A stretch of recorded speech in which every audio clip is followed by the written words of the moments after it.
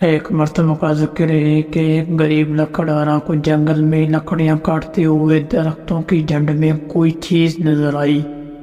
اس کے قریب جا کر دیکھا تو وہ پتھر کا ایک بت تھا۔ لکڑہارے نے اس پتھر کو ہٹایا تو وہاں ایک چھوٹا سا سوراخ نظر آیا۔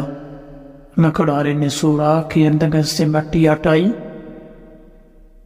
تو اسے ایک بہت بڑا خزانہ نظر آیا۔ لکڑہارا اتنے بڑے خزانے کو تنہا نہیں اٹھا سکتا تھا، چنانچہ اس کو ڈھانپ کر واپس اپنے گھر کی طرف چل دیا۔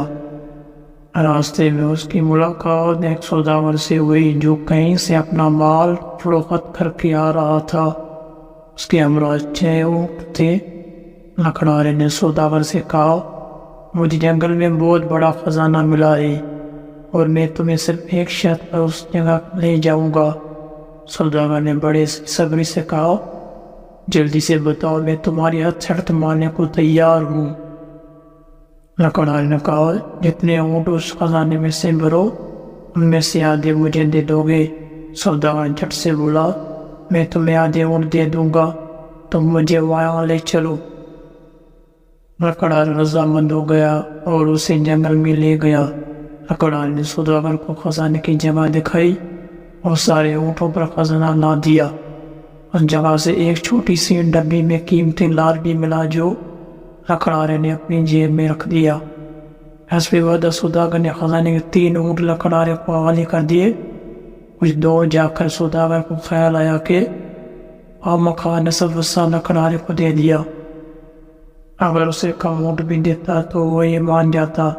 یہ سوچ کر اس نے لکڑہارے سے کہا، اے پیارے لکڑہارے، بے شک میں تمہیں آدھے اونٹ دے دیں گے، مگر آپ کے لیے تو 2 اونٹ بھی کافی ہے۔ اگر آپ مجھے 1 اونٹ مزید دے دیں تو آپ کی مہربانی ہوگی۔ لکڑہارے نے کہا، جناب آپ 1 اونٹ مجھ سے لے سکتے ہیں، میرے لیے تو 2 بھی کافی ہے۔ سوداگر نے اونٹ ملنے پر اس کا شکریہ ادا کیا، مگر لالچ نے اسے چین سے نہ رہنے دیا۔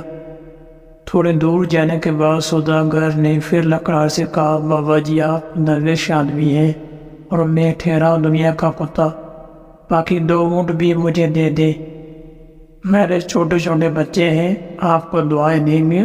لکڑہارے نے کہا کہ میرے بھائی، اگر میں نے تمہیں باقی 2 اونٹ بھی دے دیے تو میرے پاس کیا رہ جائے گا؟ سوداگر نے اسے جواب دیا، میں آپ کو کچھ رقم دیتا ہوں، یہ آپ کے لیے کافی ہوگی۔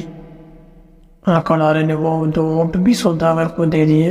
سوداگر میں لالچ کی انتہا بھی ختم نہ ہوئی تھی۔ اس نے سوچا کہ کیوں نہ لکڑہارے سے وہ رقم بھی واپس لے لے اور جنگل میں دفن خزانہ بھی حاصل کر لیا جائے۔ یہ سوچ کر وہ خزانے کے 6 اونٹ اپنے نوکر کو دے کر خزانے کی تلاش میں جنگل میں نکل گیا۔ خاصی دیر تک تلاش کرنے کے بعد بھی اس کو خزانہ نہ ملا۔ تھک ہار کر وہ ایک درخت کے نیچے بیٹھ گیا کہ ایک شیر ادھر نہ نکلا۔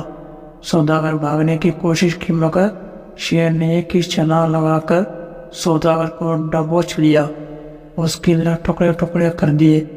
سوداگر لالچ تھی اسے لیے ڈوبا، جس سے اس کی جان چلی گئی اور اس کا مال و اسباب بھی دنیا میں ہی رہ گیا۔